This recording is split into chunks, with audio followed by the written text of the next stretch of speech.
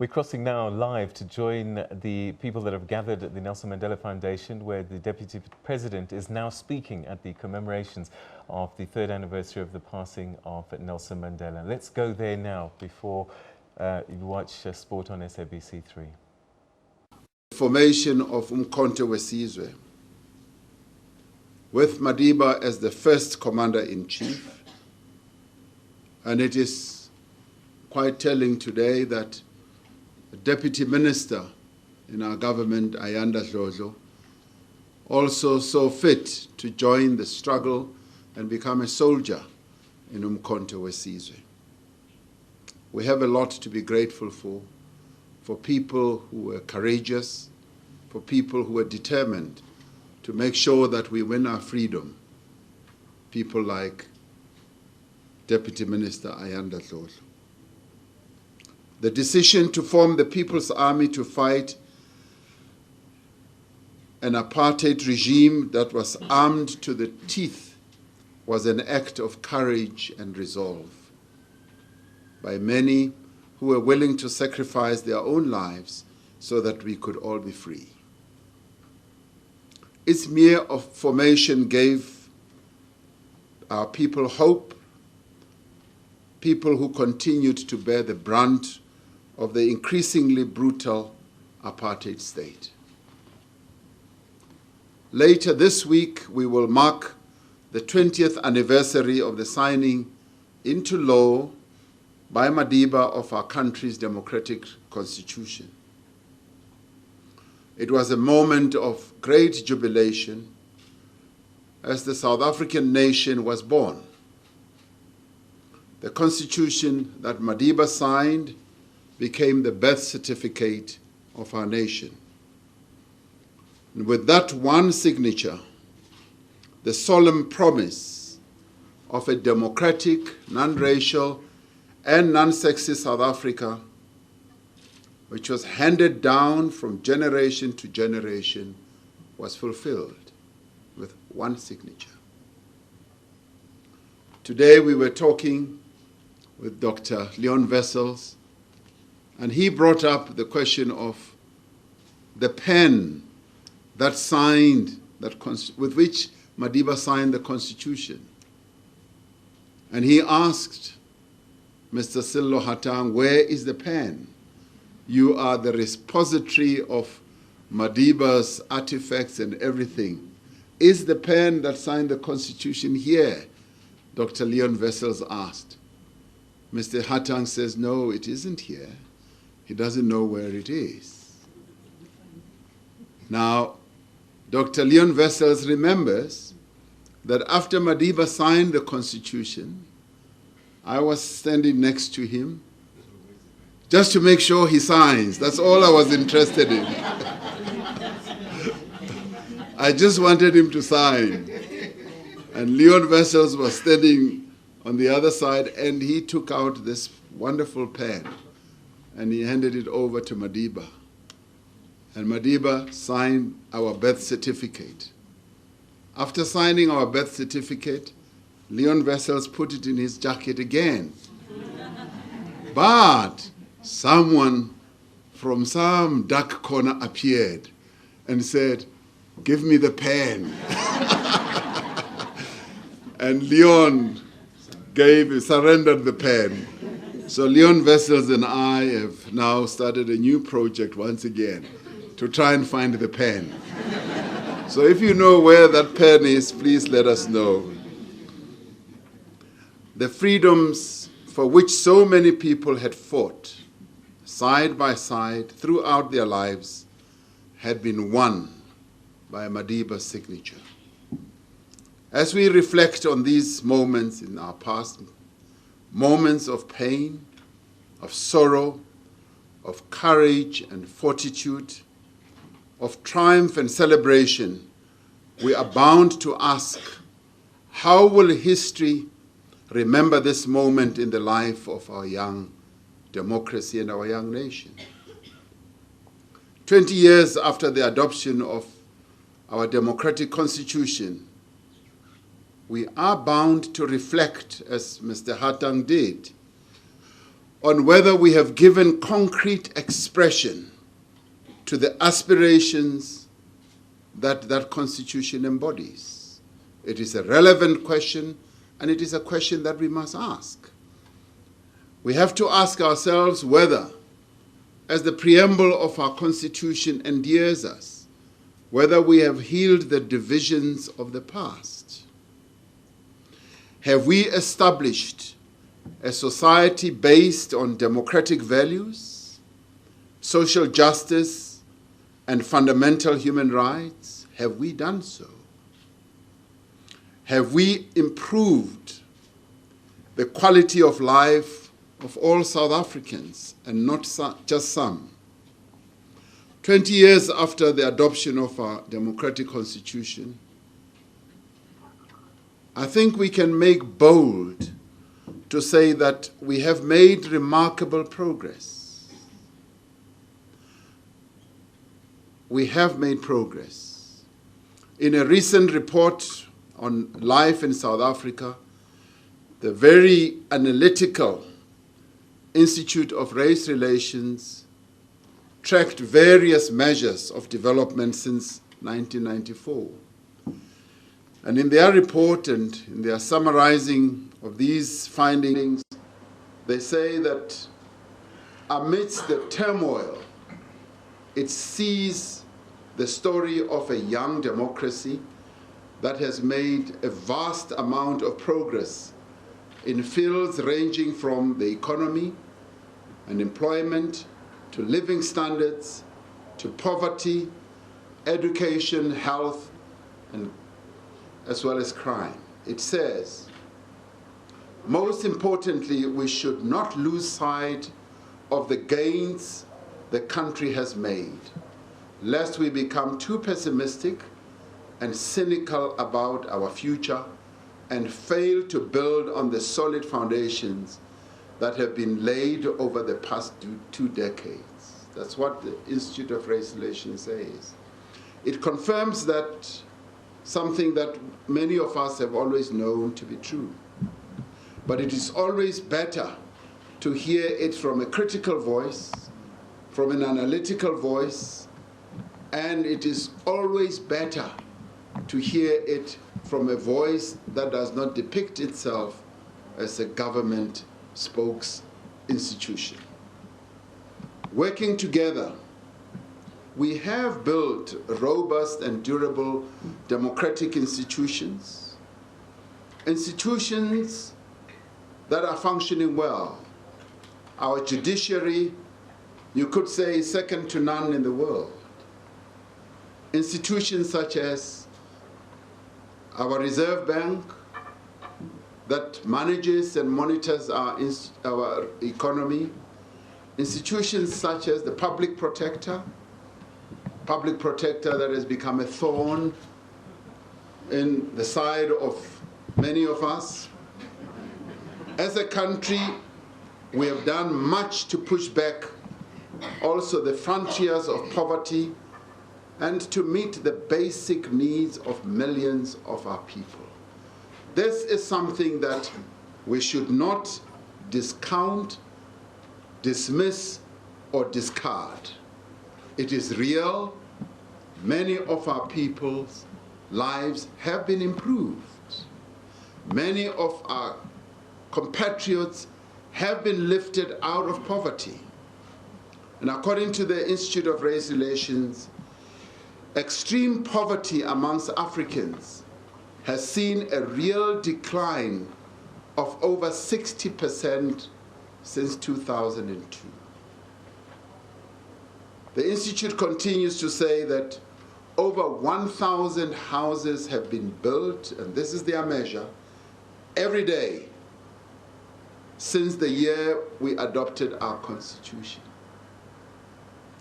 The enrollment of African students in university has more than doubled since the year 2000. This, ladies and gentlemen, is progress. We have built a stable economy which, until the global financial crisis, achieved sustained periods of growth. But last year, real per capita GDP was, by last year rather, real capita GDP was a third of what it was in 1994. We have restored the dignity of our people and engendered a sense of collective pride in a nation at peace with itself as well as the world. And yet, for all the progress we have made and recorded, there is still much more to do.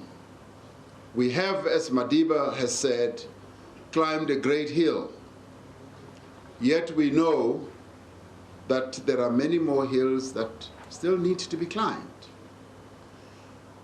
There are still too many of our people who go hungry every day. There are still too many of our children who do not finish school, as Mr. Houghton was saying.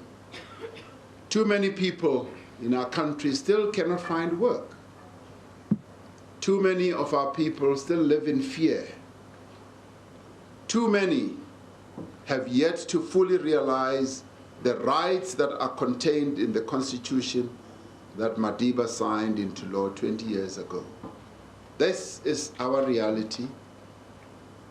This is South Africa.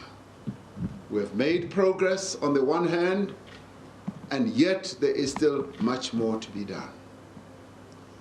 How do we characterize this? Do we say the glass is half empty, or do we say the glass is half full? Now, at this moment, as we consider the work that we must necessarily do to correct this grave historical injustice, we are bound to acknowledge that this is a difficult time for South Africa, for our country. Many of the challenges that we face are due to developments that are beyond our borders. Some are of our own making. There are situations where we have scored our own goals, where we have made our own mistakes. South Africa's fortunes are inextricably linked to the global economy, as we all know. For much of the past decade, global growth has been subdued, and it shows little sign of significant recovery in the immediate future. This is our given reality. This means there is reduced demand and lower prices for the resources that our country exports to other countries, and less appetite for others to invest in our own country. The benefits of globalization have not been evenly shared, with the result that many people remain outside of meaningful economic activity, and they are just left behind. This undermines global development, economic inclusivity, stability, as well as security. At the same time, driven by some of these economic pressures, many countries have seen the rise of what I would call right-wing populist formations, and it is spreading all over the world. Though they take many forms, common among them is a narrow nationalism, resistance to immigration, and a rejection of multilateralism. Many countries are closing themselves in, refusing to allow outsiders. The effect that these political currents will have on the global economy and on our own country's position within it still remains to be seen. This is the world that we operate in. But we can be certain that the task of building a more just, more equitable, and more peaceful world has become a lot more difficult. There are just too many pressures that are brought to bear on those who want to ensure that the world is more equitable, more just, and more fair. This must motivate the progressive forces in our country, and indeed on our continent and around the world, to intensify our efforts to build a new world order. A world order where there is shared value. A world order where there is solidarity. A world order where there is compassion and where there is feeling for one another. While we confront global economic headwinds, South Africa must still grapple with the devastating legacy of a system that deliberately stifled the potential of our people. And this is what we have to deal with. On the one hand, we've got to deal with what affects many other countries around the world. That is common to any country in the world. But at the same time, we've got to deal with our own reality, the reality of our past, the legacy that we were left with. And it is a legacy that is very different from what other countries are having to deal with, because ours was based on an ideology of racism and hatred. And its effects and impact continues today. We may wish it away, we may want to deny that there is such a legacy, but it is there, and we have to deal with it. But we also have to deal with our own future, a future that beckons, a future that Madiba envisaged for our country. So in a way, we're dealing with three realities at the same time. We're dealing with the present that is affected by what's happening in the world. We're dealing with our past, which is very different from what other countries had to deal with, and we're dealing with our future, which Madiba wished for us. Despite the progress of the last 2 decades, we must acknowledge that we have, in reality, not transformed our economy to serve the interests of the majority of our people. Although we have experienced periods of economic growth, we have not built up an industrial base of the scale and diversity that is required to extract optimal value from the natural resources that we possess in great abundance. And while we have significantly expanded access to education, we have not done enough to overcome the substantial skills deficit that keeps so many of our people out of work. We have lifted millions of our people out of extreme poverty and have seen the rapid growth of a black middle class. But the lack of work opportunities for many of our people, the lack of assets, and the majority of our people do not have assets. Assets that other people in other countries find they were handed down over generations. In our country, inherently, when people were dispossessed of their most precious asset, which is land, so their assets were also taken away. So you are dealing with a majority without any assets. We're also dealing with a situation where there's a rising cost of living and the impact of apartheid special planning, which decreed that black people should go and live as far away as possible from where economic activity happens. We may say, but you've had 20 years to deal with this. You cannot move Soweto closer to Johannesburg physically. The people of Soweto still have to pay up to 40% of their income in transport. That is our reality.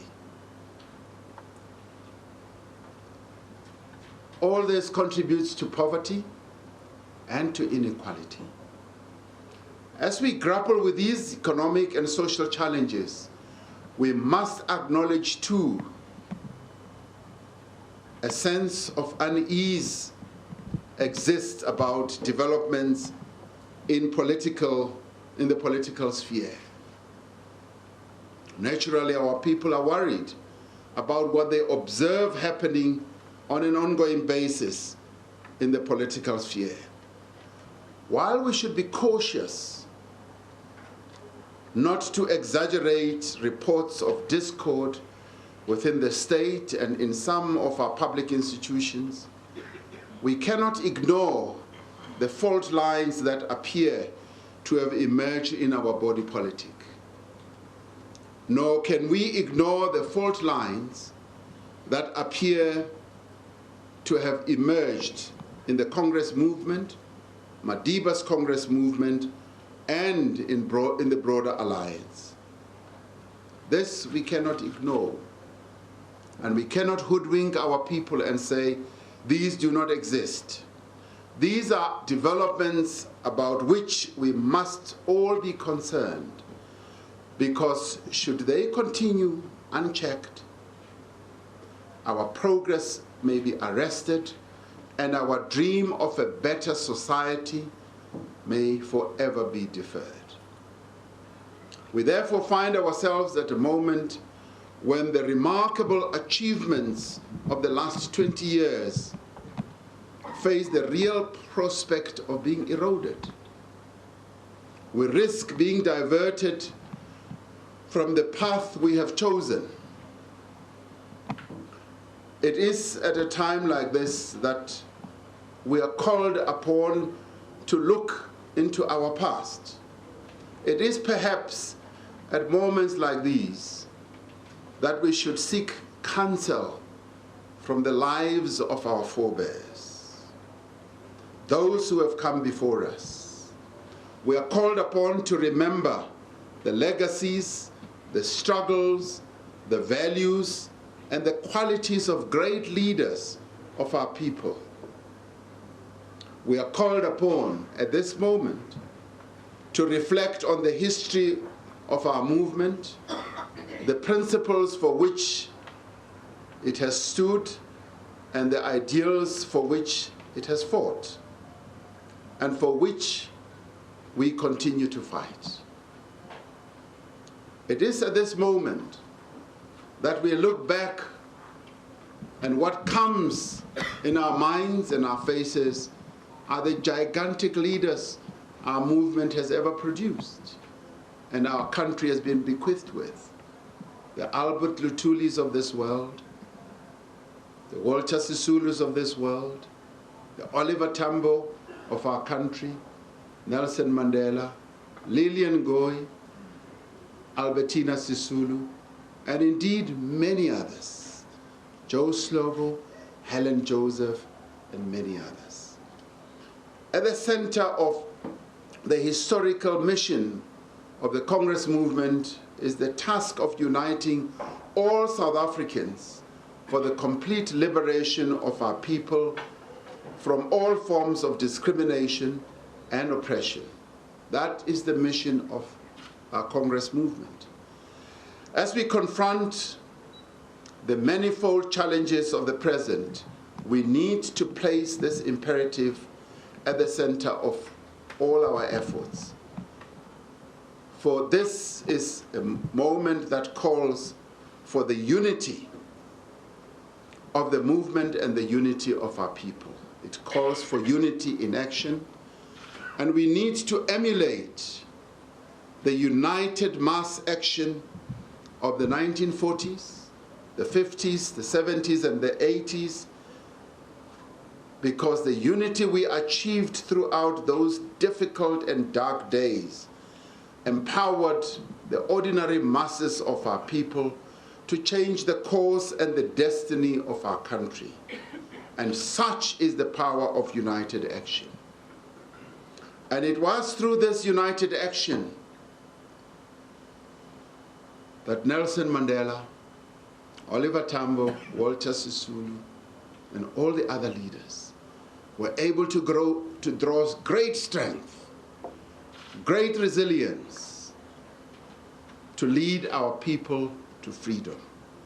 Unless we are united and unless we work together, we are bound to falter and to fail at our task. History is replete with many examples of how others have failed when they did not work together. The weapon that our forebears used was being able to unite and to work together. The unity that we must work with great urgency to build should be underpinned by the discipline and the principles that leaders such as Madiba subscribed to, as well as the values that are contained in our Constitution and the vision that they had of a free, just, united nation. Those are the values that they had. The Constitution is not only the supreme law of our country, it also informs who we are and what we want to be. The unity that we must work to build must be founded on the principles of non-racism as well as non-sexism. It requires that we grapple directly with attitudes and practices, institutions and material circumstances that perpetuate racism and sexism. And we have seen the specter of racism rear its ugly head in our country. Fundamentally, we need to redress the economic inequality that underpins racial division in our society.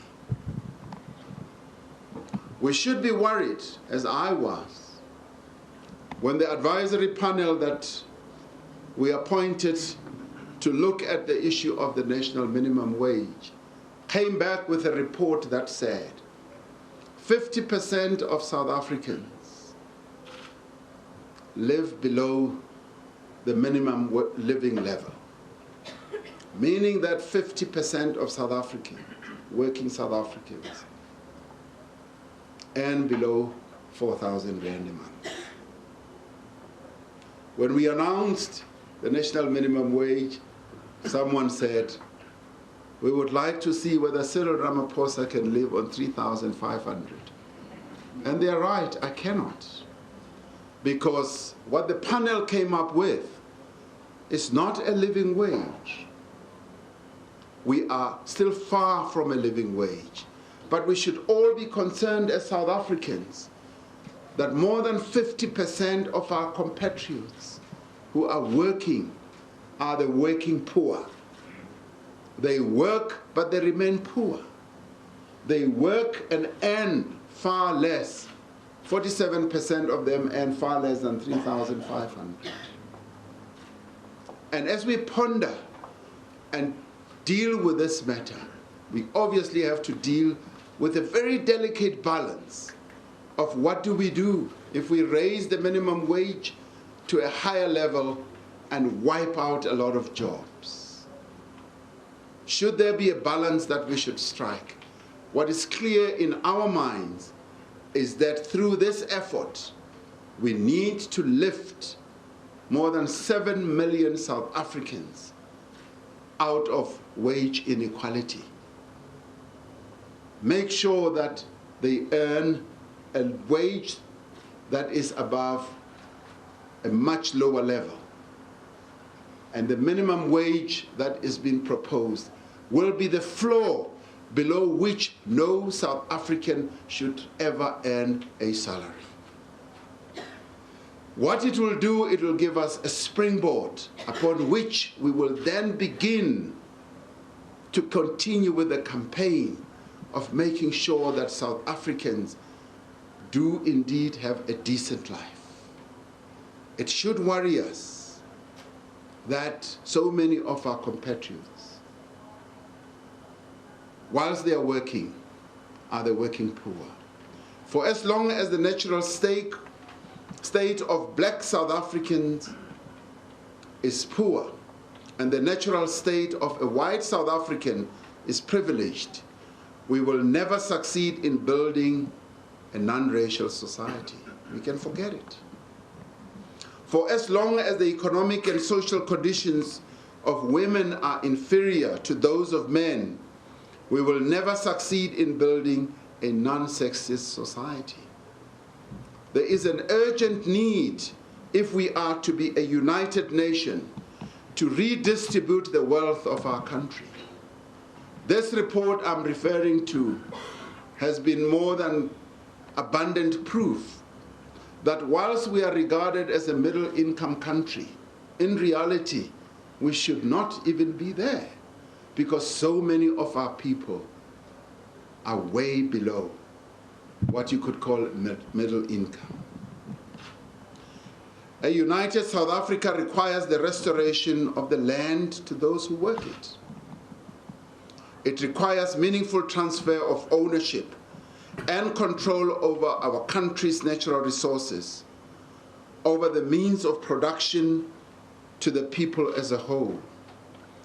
Reconciliation resides not so much in forgiving the wrongs of the past, but in righting the wrongs of the past.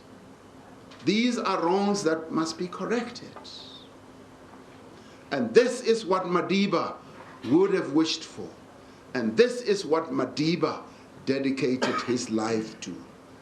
To do this, South Africans need to be united around a shared vision, a shared future of a better society. South Africans need to be committed to a common program to achieve Nelson Mandela's vision. That vision and that program is clearly laid out in the National Development Plan. The actions it identifies for the eradication of poverty and the reduction of inequality by 2030 have largely been embraced by a broad cross-section of South African society. They form the basis of the program of the current administration and the mandate of our public representatives. They motivate and guide the efforts of non-governmental organizations, community groups, business associations, trade unions, and individuals across the length and the breadth of our country. The achievement of a united South Africa also demands of us that we do something that we may not be very good at, that we listen to each other much more intently and much more sincerely. At the root of many of the challenges in political and social arena is that people are not listening to each other. They would make us believe that they are listening to each other, but in reality, it can be found that we are not listening to each other. From the benches of Parliament to the highest structure of our movement, from our radio stations to our Twitter feeds, everyone is talking. We're talking continuously. In Parliament, you just need to open that channel of Parliament. Everybody is talking. But the key question is whether we are listening to one another. Very few of us are listening to what the others are saying. We need to be engaged in a national dialogue in which each of us is prepared to give honest consideration to the views of others. It is only by doing this that we can hope to build national consensus on a whole variety of issues that I've also talked about. For instance, on the issue of the national minimum wage, we've had to listen to those who say, if you craft your minimum wage too high, we're going to lose jobs. We've also had to listen to those who say, what we earn is not sufficient. Madiba often spoke about how, in his early antagonism towards the Communist Party, he found that it was only through conversations with people like Moses Kotane, J.B. Marks, and others, with whom he debated and discussed issues where differences were reconciled right into the night and into the early hours of the day. The most significant advances in our struggle, indeed in much of human endeavor, have been achieved when people listen to one another and when they talk to each other. But where there is no meaningful engagement, where those in positions of responsibility do not listen to the cries of the people, then the seeds of discontent and of instability and conflict are sown around. This is a moment when we, as leaders, need to listen, but not only listen, but also be in conversation with our people. This is the time to listen. This is not the time to display a sense of arrogance. This is not the time to ignore our people, and this is not the time to heed what they are saying, however difficult it might be. This is the time to heed everything our people are saying. This is indeed the time to put the interests of our people ahead of our own parochial interests as leaders, and to do so as we listen to what our people are saying. We also need to listen to our students. Mr. Houghton raised the issue of our students. We need to listen to them even as they are protesting on our campuses. We need to listen to the workers of our country who are eking out an existence on a paltry wage, to the communities whose taps have run dry, and yes, we need to listen to those veterans of our struggle who believe that we may have gone astray. It is time to listen and to heed what they are saying. For if we are to succeed in uniting the people of our country, those of us within the Congress movement need to be united.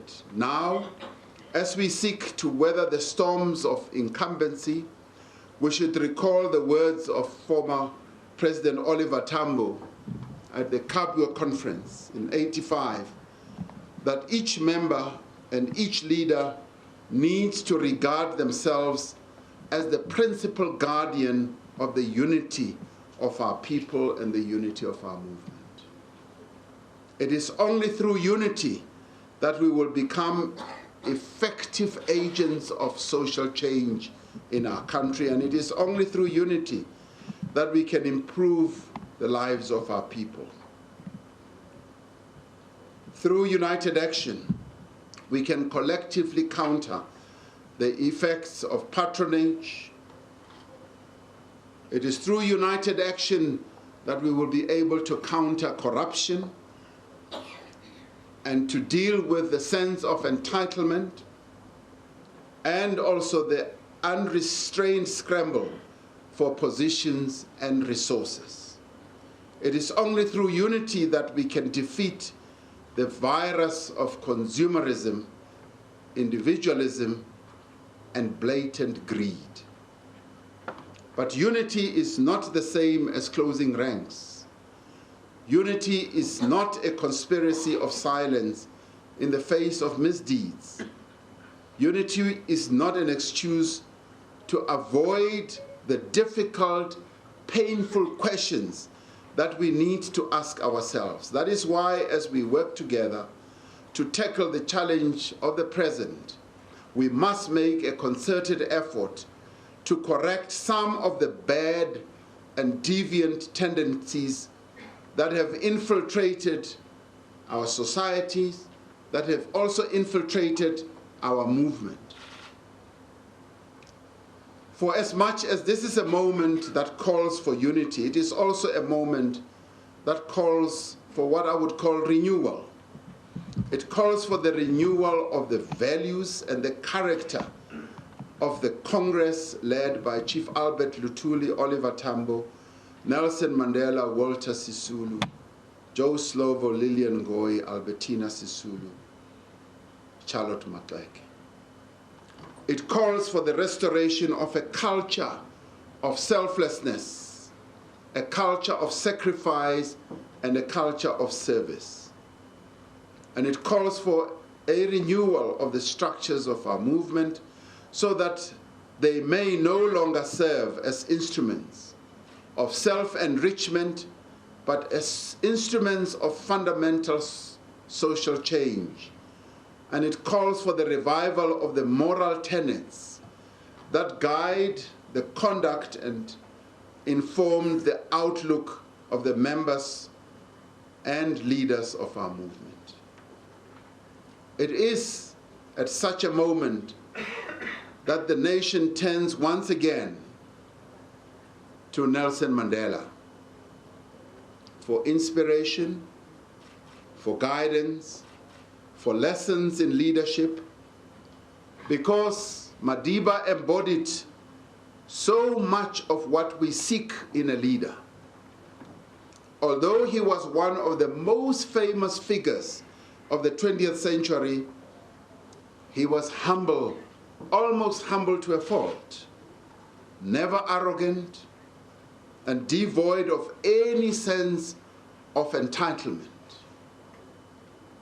He listened to those he disagreed with. The more he disagreed with someone, the more intently he listened to them. And I saw him many a times in operation.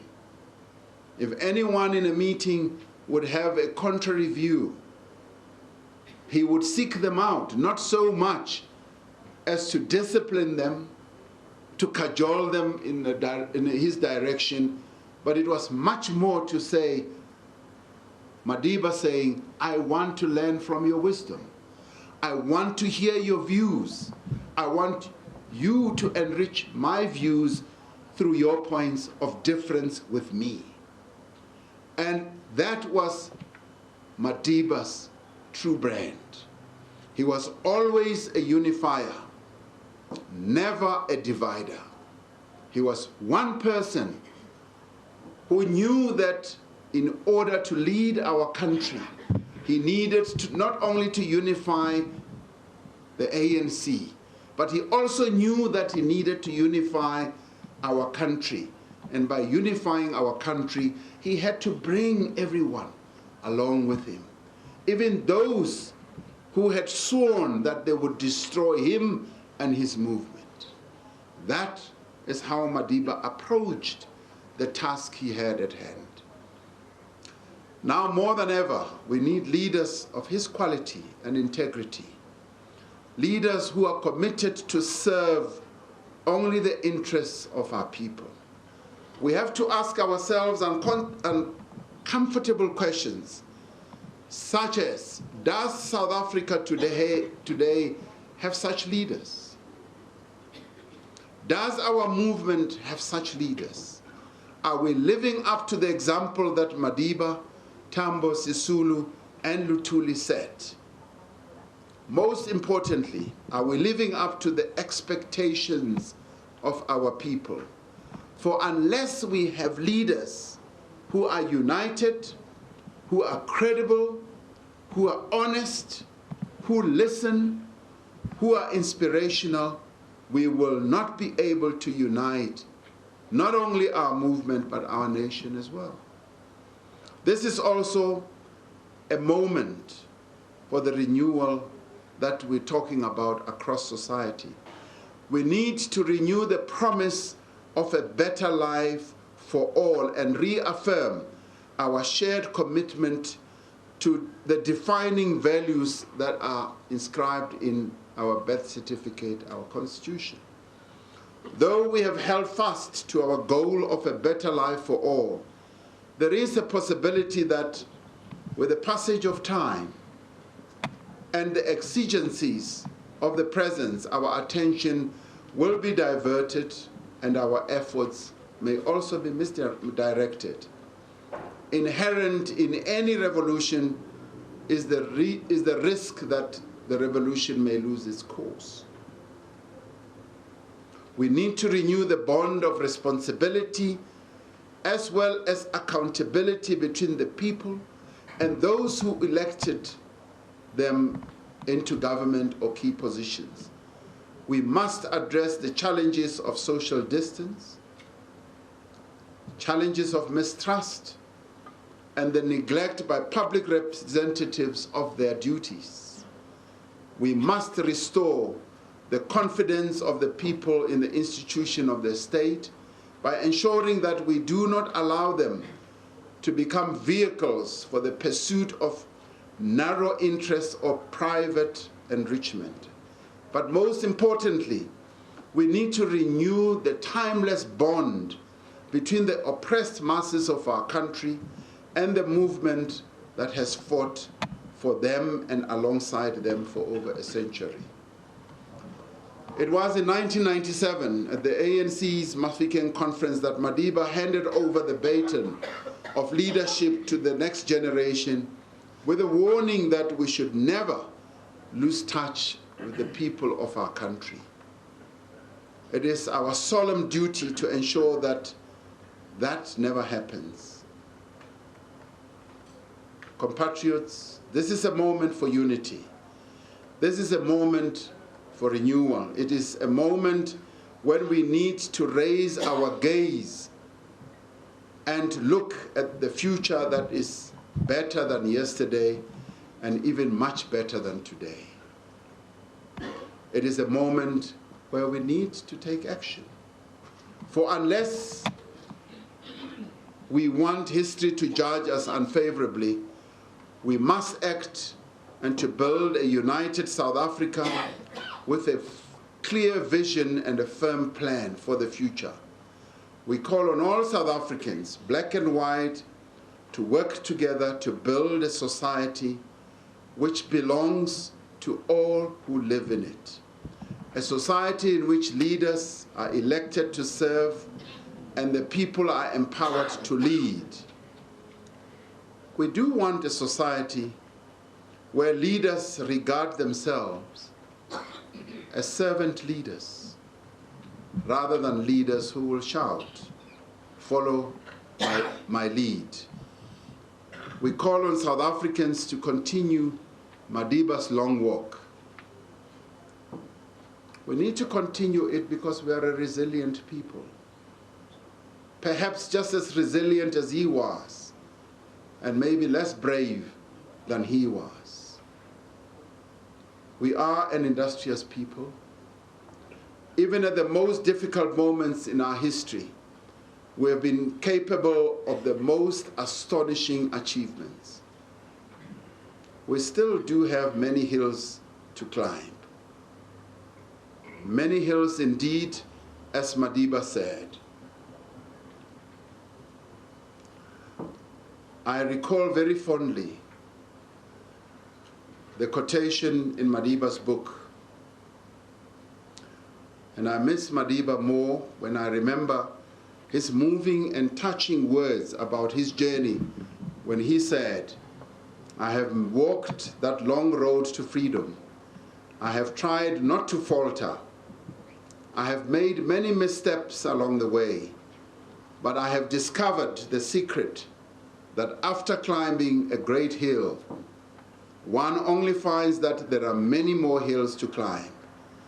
I have taken a moment here to rest, to steal a view of the glorious vista that surrounds me, to look back on the distance I have come. But I can rest only for a moment, for with freedom comes responsibilities, and I dare not linger, for my long walk is not yet done. I too dare not linger, for my own long walk has not yet ended and not yet done." I thank you.